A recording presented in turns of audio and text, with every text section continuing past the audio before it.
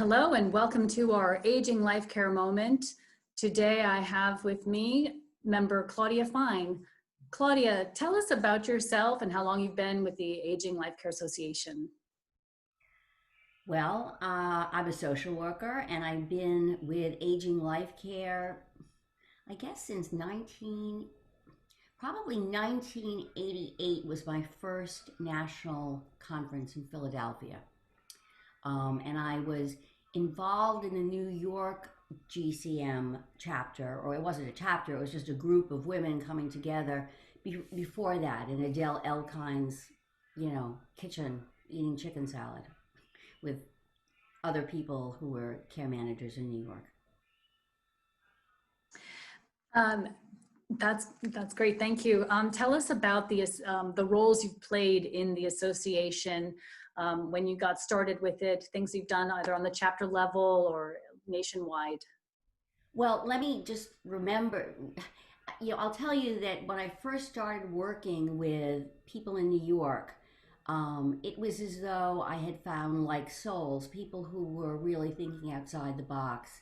I had just had twins and I was sort of coming back from, being out a little bit. And it was just so wonderful to be among such forward-thinking women. Um, it was amazing. And then the next year, they encouraged me to go to Philadelphia, and I got immediately involved. And everyone said, you have to get involved. And I said, well, I'm not going to get involved until my twins can tie their shoes. Anyway, they were not very good at tying their shoes, so it was a very long time, and people pushed me anyway. And the first thing I did was to be involved with the bylaws committee, which is a little dry. I wasn't that interesting, but didn't matter because, the colleagues were incredible, and I was learning so much about building my practice and just thinking about elder care in different ways. After that, I got my arm twisted to be the treasurer, to actually run for the board and be the treasurer. Again, I'm not a numbers person. People said, you can do it. And I said, this is just not for me. But I did it because I had a lot of people who were confident and a lot of inspired women. So I became the treasurer. And then from there, it's sort of an almost automatic, president-elect and then president. So I was on the board, I think, probably in total, maybe 10 years. Over the time of your career with the association and as a professional in the aging life care industry, what changes have you seen? Well, I think in the beginning, the association was really about a holistic approach to dealing with older people and advocating for older people. So much was going on with, the DRGs, people somehow finding that they couldn't stay in the hospital forever, or, it was no longer convalescence homes, they were rehab facilities. And, government involvement in healthcare basically changed the way consumers started to feel about having control or lack of control over their aging outcomes. The other thing is, of course, people were living longer, so there were more complex problems. So in the beginning, I think that's really where we focused on practice issues and tools and whatnot.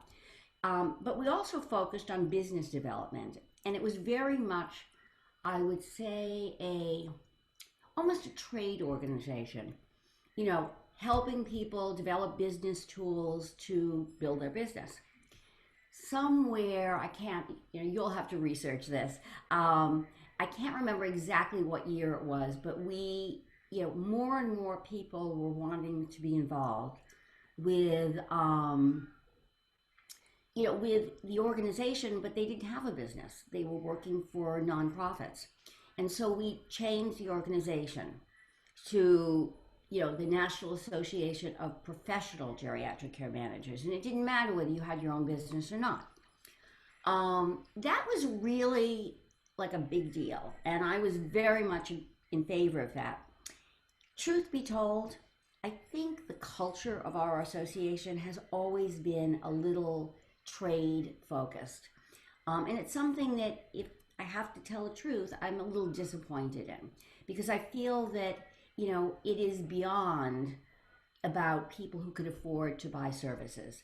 It is basically, and we can see it now, here we are, 2020, and if ever there was a time for the need for care management and care coordination and advocacy, now is the time. And so I feel that our association, has struggled with taking that on. But I'm still involved and I'm still pushing it. Well, thank you so much for sharing your insights with us today, Claudia.